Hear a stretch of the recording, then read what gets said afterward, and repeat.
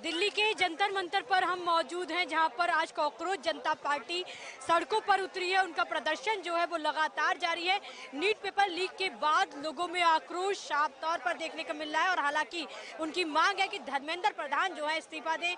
यहाँ पर तमाम ऐसी तस्वीरें आप देख सकते हैं कि लोग जो है कॉकरोच का मुखौटा पहुंचे हैं। सबसे ज्यादा युवा यहाँ पर मौजूद हैं। हालांकि हम उनसे बातचीत करने की कोशिश करेंगे कि आक्रोश जो है वो साफ तौर पर युवाओं में देखने को मिल रहा है। हालांकि इसके फाउंडर जो है अभिजीत दीप के, वो भी जंतर मंतर पहुंच चुके हैं और ऐसे में युवाओं से हम बातचीत करेंगे कि उनका जो कॉकरोच जनता पार्टी में शामिल हुए। क्या नाम है?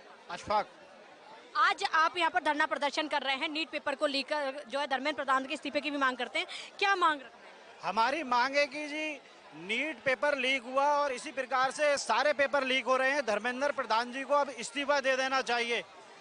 और ये जो कॉकरोच जनता पार्टी है, ये सीजीआई ने जो रिमार्क्स दिया बेरोजगारों के लिए कॉकरोच का, ये उसी का फ्रस्ट्रेशन है। और युवाओं के साथ आज पूरा देश डिमांड कर रहा है कि धर्मेंद्र प्रधान जी को इस्तीफा देना चाहिए। जिस तरह से 2024 में पेपर लीक हुआ, 2026 हम बात करते हैं नीट की, तभी पेपर लीक होता है। एनटीए जैसी एजेंसियों को पूरी तरह बैन कर देना चाहिए क्या इंडिया में? बिल्कुल पूरी तरीके से बैन करना चाहिए। यूपीएससी के टाइप का एक संगठन, एक इंस्टीट्यूशन बनाना चाहिए। और जिस तरीके से हर चीज को ऑनलाइन कर दिया गया है, मेरा मानना है कि ज्यादा व्यवस्था तब ठीक रहेगी जब ऑफलाइन चीजें रहेंगी। एक सोशल मीडिया से बनी पार्टी आज ग्राउंड पर उतर रही है। जरूरत पड़ी क्योंकि जिस तरह से भ्रष्ट सिस्टम में पेपर जो होते हैं वो लीक हो जाते हैं, युवाओं का भविष्य जो है खराब हो जाता है। क्या लगता है इसके बाद सोई हुई सरकारें, सिस्टम जागेगा, पूरी तरह से जो पेपर लीक की समस्याएं आती उसका समाधान मिल पाएगा? सबसे पहले तो मैं ये क्लियर करना चाहूंगा कि जितनी मुझे नॉलेज है उसके बेस पे अभी जो सीजेपी है, cockroach Janata party, this is not a political party. ये एक ऑनलाइन प्लेटफॉर्म है। ये एक ऑनलाइन प्लेटफॉर्म है जो कि जनता को एकत्रित करने के लिए बना है। जब सीजेआई जी ने अपनी टिप्पणी करी कि ये लोग कॉकरोच हैं, जो बेरोजगार हैं, उनके पास कोई काम नहीं है, पीआईएल डाल देते हैं, लोगों को परेशान करते हैं, आरटीआई डाल देते हैं, इनका बस यही काम रह गया है। तो ये पॉलिटिकल पार्टी नहीं है। ये एक हुजूम जो इकट्ठा हुआ है वो सिर्फ इसलिए इकट्ठा हुआ है कि जनता की जो दबी हुई आवाज़ है, जो यूथ है, जो इस देश में रेंग के चल रहा है, भर्तियां होती हैं उसमें फर्जीवाड़ा होता है, प्रोफेसर बनने के लिए 15 लाख दे देते हैं, दरोगा बनने के लिए 20 लाख दे देते हैं। तो जो मेहनत कर रहा है वो रह जा रहा है इस करप्शन भरी सरकार में। पार्टी से जैनजी की पार्टी कह रही है, लेकिन जैनजी की पार्टी क्यों जोड़ रहे हो? नहीं, जैनजी तो आप भगत सिंह को भी बोल सकते हो। He was also youngster. उन्होंने फांसी खाई तो क्या आप भगत सिंह को भी बदनाम कर सकते हो ये कह के? ब्रिटिश सरकार आज भी भगत सिंह जी को आतंकवादी मानती है अपने रिकॉर्ड में। हमारा देश तो नहीं मानता। हम तो उनकी जो जन्मतिथि और पुण्यतिथि होती है उस पर बहुत सम्मान से उनका सत्कार करते हैं, आदर करते हैं। क्या नाम है? शीतल। शीतल, आप प्रदर्शन में आज शामिल हुई हैं, युवा भी हैं। युवा होने के नाते जिस तरह से पेपर लीक हो रहे हैं और धर्मेंद्र प्रधान के इस्तीफे की मांग, इसको कैसे देखते हैं? क्या सरकारें पेपर कराने में पूरी तरह से फेल हो गई हैं? एनटीए जैसी एजेंसी जो है वो घूसखोरी पर चल रही है। देखिए, कुछ पेपर सक्सेसफुली कंप्लीट हो भी पा रहे हैं, लेकिन बहुत ही डिलेड रिजल्ट होते हैं। जैसे अभी मैंने DSSB के एग्ज़ाम दिए थे, तो 2024 में फॉर्म भरा गया था। 2024 से भी पहले 2023 में फॉर्म भरा गया था, 2025 में पेपर हुआ और 2026 में अब रिजल्ट आए हैं। तो 3-4 साल का लंबा समय लगा है एक पेपर को सक्सेसफुली कंप्लीट कराने में।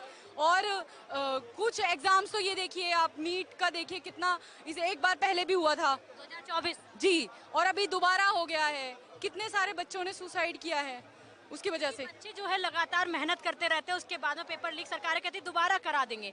क्या सरकारों को इस पर शिकंजा कसना चाहिए?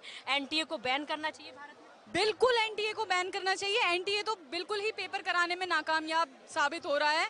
हर पेपर एनटीए जो करा रहा है, हर दूसरा पेपर लीक हो रहा है। युवा होने के नाते यहाँ पर आज पहुंचे भी हैं, आपके हाथ में कॉकरोच का जो मुखौटा भी है। पेपर लीक को लेकर धर्मेंद्र प्रधान के इस्तीफे की मांग की जा रही है, क्या कहेंगे?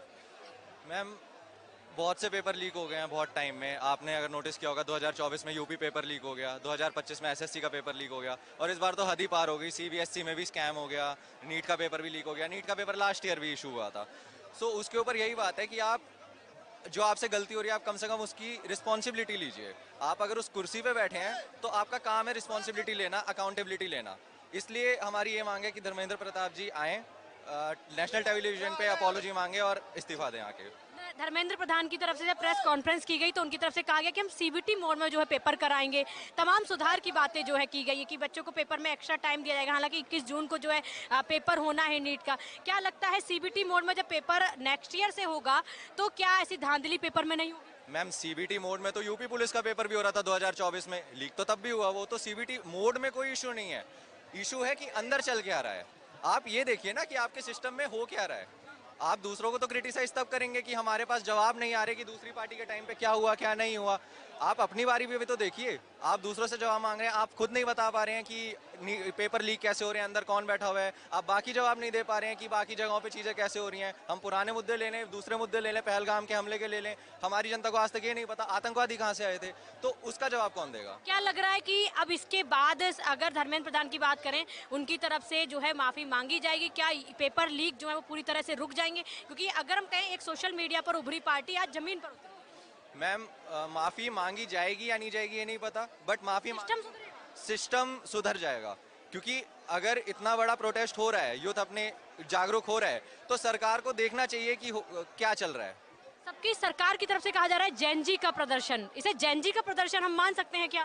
क्यों जेनजी का? नहीं मैम, एक्चुअली ये सिर्फ जेनजी का प्रदर्शन कहला रहा है, बट ये कहलाना नहीं चाहिए क्योंकि इसकी रिस्पॉन्सिबिलिटी पेरेंट्स की भी है। कल को किसी के बच्चे के साथ भी होगा तो बच्चा रोके किसके पास जाएगा? पेरेंट्स के पास जाएगा। तो वो पेरेंट्स की रिस्पॉन्सिबिलिटी है कि वो बच्चों का सपोर्ट कर रहे हैं या नहीं कर रहे हैं। इस बच्चों ने सुसाइड भी किया, केस सामने आए हैं। हाँ जी मैम, बहुत बच्चों ने सुसाइड किया, बहुत टाइम से करते आ रहे हैं, बट मूवमेंट इस बार पहली बार हुई है और उम्मीद करते हैं कि इस मूवमेंट के बाद सुधार आएगा। ऐसे तमाम मुद्दे हमें देखने को मिलेंगे जिन पर सीजेपी जो है एक्टिव होकर सड़कों पर उतरेगी। बिल्कुल मैम, सीजेपी ऐसे हर मुद्दे पे उतरेगी जो यूथ्स के लिए सही होगा। या नेताओं को भी आईना दिखाएगी जो पूरी तरह से भ्रष्टाचार में लिप्त हैं या फिर पेपर लीक जैसे मामलों पर नहीं बोलते और तमाम मामलों पर अपनी टिप्पणी करते हैं। बिल्कुल मैम, आईना भी दिखाएगी, प्रोटेस्ट भी करेगी, और आज आपके सामने लाइव एग्जांपल भी है कि जब एक्शन नहीं लिया जा रहा है तो क्या हो रहा है। सर, आज आप भी जेनजी के बल्कि प्रदर्शन में मैं कहूँगी पहुंचे हैं। नीट पेपर लीक हुआ, उसके बाद में ये सीजेपी ऑनलाइन जो है सोशल मीडिया पर उभरी पार्टी आज जमीन पर पहुंची। क्या लगता है सिस्टम कितना सुधरेगा? मैडम, सिस्टम सुधारने के लिए पहले तो हमें सुधरना पड़ेगा। करप्शन का मुद्दा इतना बड़ा है देश में जिसकी वजह से बार बार प्रॉब्लम उठ रही है। आप जितनी समस्याएं देख रहे हैं 90% प्रॉब्लम करप्शन है और करप्शन की वजह से ही लीक हुआ है। और जितनी भी दिक्कतें आ रही हैं लोगों को करप्शन की वजह से आ रही हैं। और करप्शन हटाने के लिए प्रधानमंत्री 15 अगस्त के भाषण में करप्शन हटाने की बात करते हैं और आम आदमी भी करप्शन हटाना चाहता है, तो रोक कौन रहा? मेरी आवाज़ ये है कि रोक कौन रहा? और रुकना भी नहीं चाहिए। आज आम आदमी की समस्या सबसे बड़ी क्या है, लोगों के डिपार्टमेंटों में काम नहीं हो रहे हैं, सिस्टम गड़बड़ा रहा है।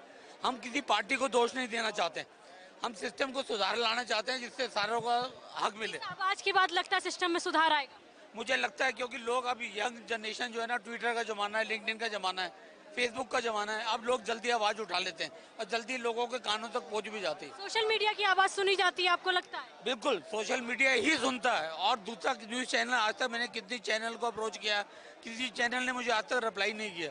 तो मुझे लगता है आने वाला टाइम डिजिटल चैनल का ही है और यही करेगा बदलाव देश में।